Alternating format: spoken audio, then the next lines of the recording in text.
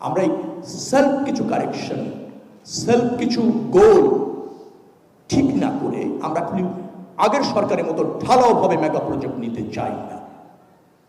যতটুকু বাস্তবায়ন করতে জানি বা পারবো, যেটা সুফল নিশ্চিত আছে, যেটা আমার অর্থনীতির অপচয় হবে না এবং আমার অর্থ ব্যয়ের সুফল জনগণ পাবে অপচয় ছাড়া, সেইভাবে আমরা যদি প্রস্তুতি নেই, ডেফিনেটলি আয়োজন সার্থক হবে, এই প্রকল্প সার্থক হবে।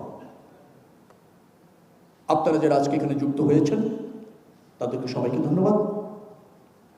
খুব বেশি টেকনিক্যাল হয়তো আমার কথা হয়নি, কিন্তু আমার যে অভিজ্ঞতা এবং আমার যে ডিজায়ার, আমার সরকারের যে ডিজায়ার, সেটা আমরা বলছি। আমরা কিন্তু নির্বাচনের আগে ইস্তেহারে বলেছি আমরা অপ্রয়োজনীয় বড় প্রকল্প বা অপচয় হয়, অর্থের সঠিক বিনিয়োগ হয় না, এরকম প্রকল্প আমাদের সরকার নিরুৎসাহিত করে।